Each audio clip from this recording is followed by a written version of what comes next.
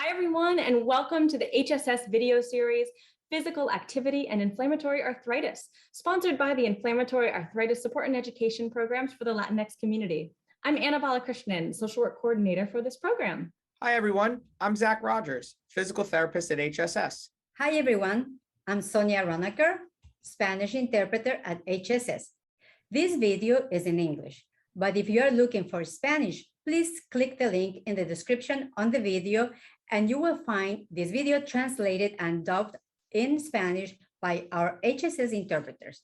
Hola a todos, mi nombre es Sonia Ronaker, intérprete en HSS. Este video está en inglés. Si está buscando la versión en español, por favor haga un clic en el enlace en la descripción del video y lo encontrará traducido y doblado al español por mí y por mis colegas intérpretes de HSS.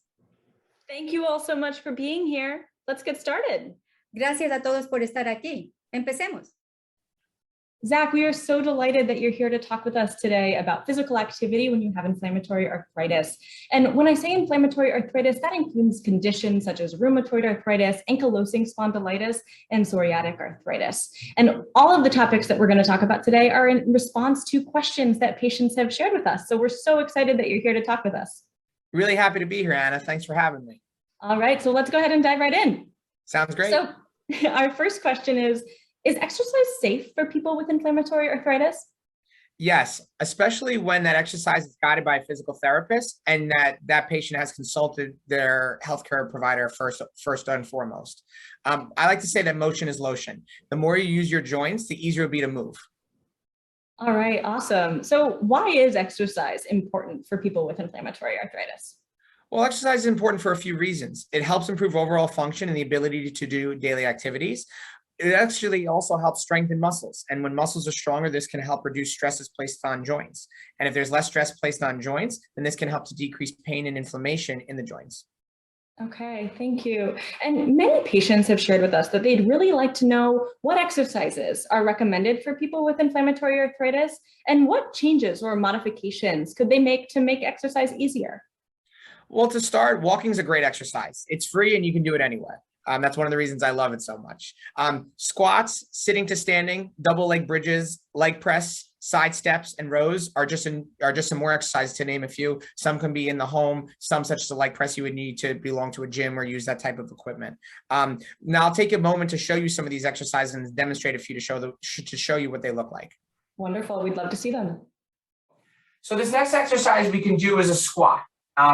In a squat, I'll show you from the side view and the front view. You can put your arms out like this or leave them at your sides, whatever you prefer. I prefer my hands out like this. You're going to shoot your butt back like you're sitting in a chair and then squat on down and then come back up. Shoot the butt back like you're sitting in a chair, squat on down, come back up, keeping your back as straight as you can. From the front view, back here, shoot the butt back like you're sitting in a chair, come on down, come on up. You can modify this exercise if your knees are bothering you by going less farther down. So again, here, just a smaller bend and not going quite as far down. Again, from the side, shoot the butt back, smaller motion there, coming back up. The next exercise we're going to show you is a sitting to standing exercise. Sitting to standing exercise is sitting from a surface, a firm surface, not with wheels, and keeping your back straight and standing on up. You can push off with your hands if you need to, such as in this way, and then you're going to sit down nice and slowly. Or you can keep your hands on your legs here, stand on up, and then come on down nice and slowly. Again, another really great strengthening exercise for your legs. So some other modifications are doing sitting to standing from a higher surface. So what I could do is put a couple of pillows on this surface right here, which will allow me to do it from a little bit of a higher surface and allow me to put a little less stress on my knees. So what I could do is then sit on down, and then when I stand on up, I'm doing it from a higher surface, so it's a little less stress on my knees at that point. And a bridge exercise is something like this, where you're going to lay on your back, just like this. Head is going to be flat, hands will be at your sides. You'll be tightening your pelvis and tightening your core muscles. And what you're going to be doing is pushing through your feet to lift your buttocks in the air, and then coming on down nice and slowly. Again, pushing through your feet, lifting the buttocks in the air, coming down nice and slowly. Some simple exercises that can really help make a difference. So we know that people with rheumatoid arthritis and other inflammatory arthritis conditions can be at higher risk for developing osteoporosis.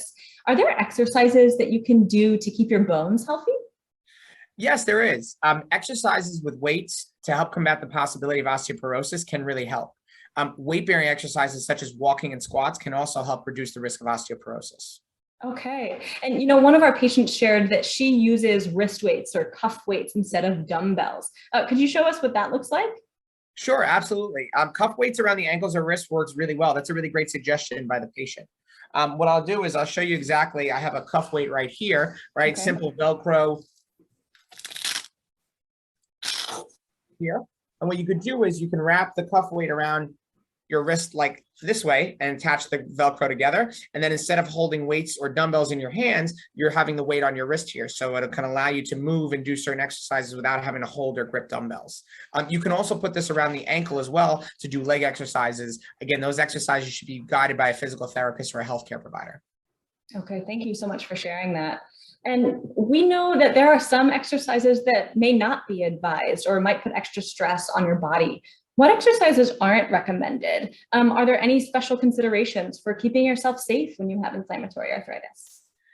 Absolutely. There's definitely some exercises that I hesitate to give patients with inflammatory arthritis, such as a squat with a barbell. Putting a barbell on your back and doing a squat, this could put a lot of stress on the spine. And if you have inflammatory arthritis or osteoporosis, it could increase the risk of spinal fractures. Another exercise, such as bending over at your back with your knee straight, this could put too much stress on your lower back and increase the risk of lower back pain.